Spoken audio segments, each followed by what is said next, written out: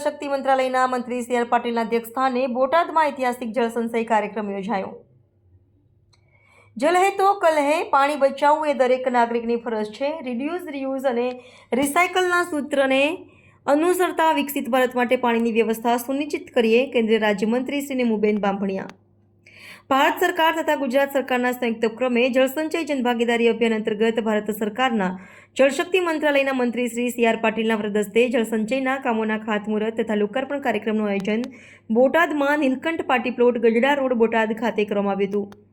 આ તકે 198 લાખના 1485 કામોનું ખાતમુહૂર્ત કરવામાં આવ્યું હતું, જ્યારે ₹347 લાખના ખર્ચે 1094 કામોનું લોકાર્પણ કેન્દ્રીય મંત્રીશ્રીના હસ્તે કરવામાં આવ્યું હતું। કેન્દ્રીય મંત્રી સી આર પાટીલે વધુમાં જણાવ્યું હતું કે જનભાગીદારી થકી હાથ ધરાતા આવા કાર્યો ભવિષ્યની પેઢી માટે જળ સુરક્ષા સુનિશ્ચિત કરવાની દિશામાં એક મહત્વપૂર્ણ કદમ છે।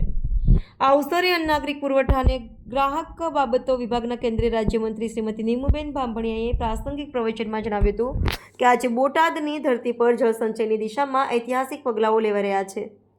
આજનો દિવસ આપણા સૌ માટે ખૂબ મોટો દિવસ છે।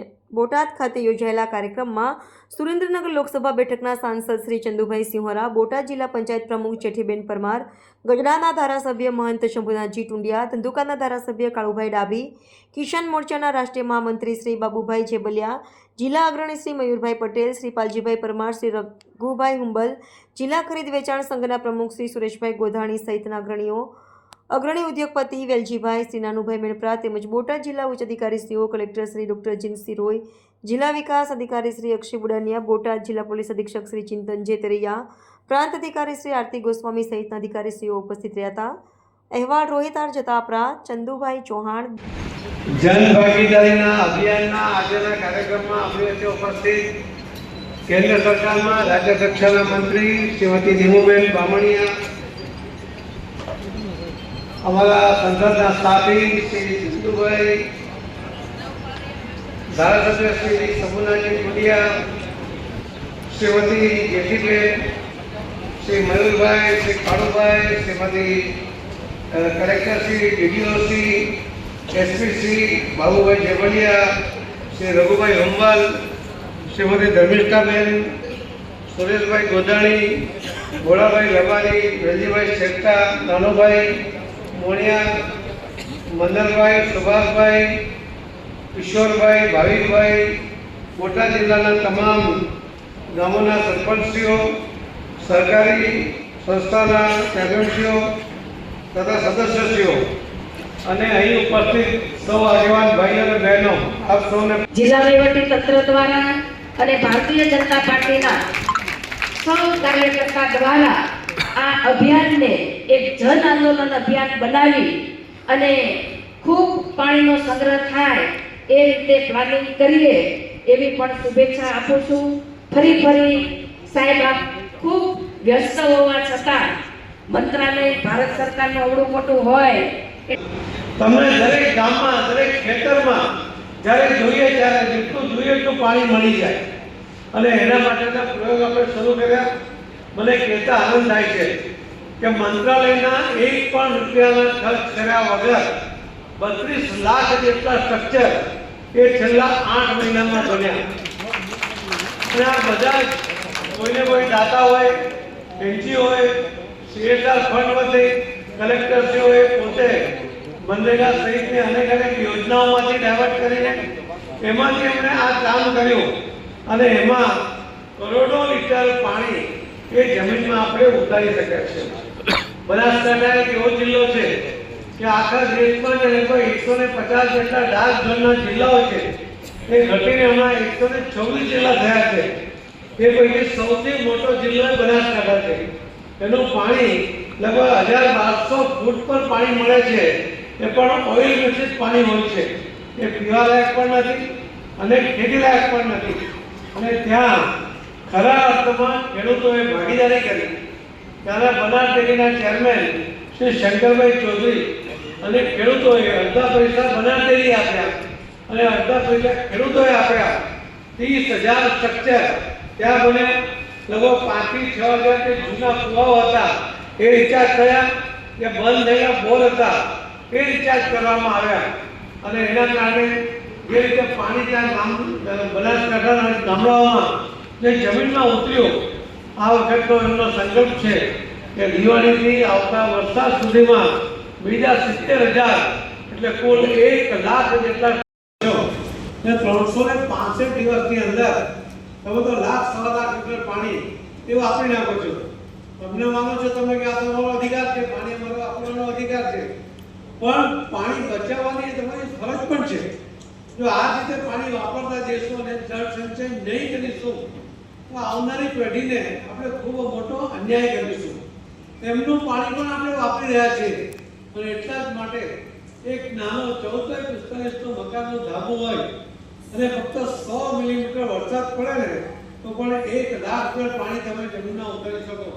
તમારા ધાબામાં પાણીનો પાઇપ નીચે સુધી આવતો હોય છે, એને તમે ખાડો કરીને એકાદ ફૂટ જમીનમાં વધારે ઉતારી દો અને ત્યાં તમે જેટલી જગ્યા હોય 2x2 ની હોય, 3x3 ની હોય, 5 ફૂટ ખાડો કરી દો, એમાં પથ્થર નાખી દો અને પેલા જે પાઇપને ટી મારીને તમે એને જમીનમાં ઢાંકી દો, ઉપરથી તમે જો તો પથ્થર લગાવી દો. તમારે દર વરસાદ તો વધારે પડે છે, 100 મિલીમીટરથી વધારે પડે છે. તમને તમે જે વાપરો છો પાણી એ તમારી પાસે દેવું છે પાણીનું એ ઉતારવા માટે લગભગ 2-3 લાખ લીટર પાણી તમે એમાં ઉતારી શકશો. ત્યાં તમારે કરવું જ જોઈએ. આપણી પાસે તમે અહીંયા બધા બેઠા છે ને, બધા માધાનતાઓ બેઠા છે. એટલા માટે દરેક ગામમાં વ્યવસ્થા કરવી જોઈએ. ઘણા બધા દાતાઓએ આ કામ કર્યું, ખૂબ મોટા પાયા પર કર્યું અને અનેક લોકોએ એમાં કરોડો રૂપિયા ખર્ચ્યા અને એની રકમ અમે એટલા માટે બોલતા નથી કે 32 લાખ સ્ટ્રક્ચરની અંદર જે આ સ્ટ્રક્ચર બને છે એ જે પોર્ટલ પર ચડાવવામાં આવે છે એ જળશક્તિ મંત્રાલયના પોર્ટલ ઉપર ફક્ત કલેક્ટરશ્રીને જ એક્સેસ આપવામાં આવ્યા છે. લગભગ 33 રાજ્યોમાં 611 જિલ્લાઓમાં આ 32 લાખ સ્ટ્રક્ચર બન્યા અને કોઈ પણ બનાવે પણ એ કલેક્ટરશ્રી પોતે વેરીફાઈ કરે એમાં કેટલો ખર્ચો થયો, કઈ તારીખે થયો. अधिकारियों को एक मंत्रालय के अंतर्गत कर जल शक्ति मंत्रालय का गठन किया गया ताकि बेहतर वाटर मैनेजमेंट सुनिश्चित किया जा सके और भारत के हर नागरिक को पीने के लिए साफ पानी उपलब्ध हो. लोकतंत्र की सफलता तब होती है जब जन भागीदारी के देश चले. माननीय प्रधानमंत्री जी ने जल संचय को जन आंदोलन बनाने का आह्वान किया और इस दूरदृष्टि को संपूर्ण करने हेतु 2019 में जल संकट से जूझ रहे 256 जिलों में जल शक्ति अभियान की शुरुआत की गई.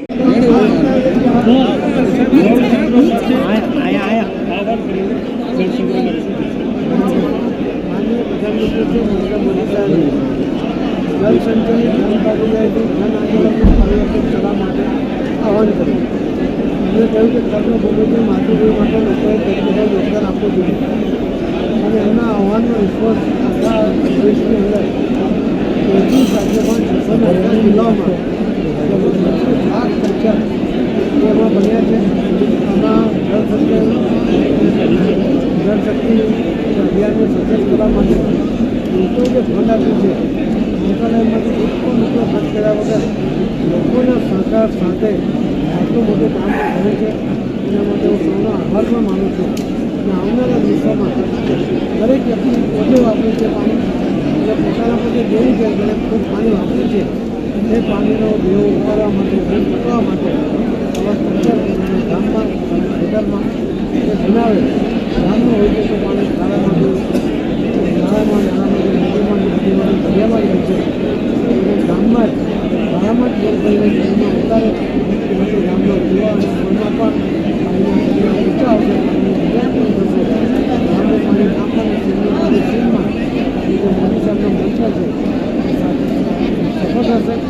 એના કારણે લોકોને સરકારમાં અને ગામમાં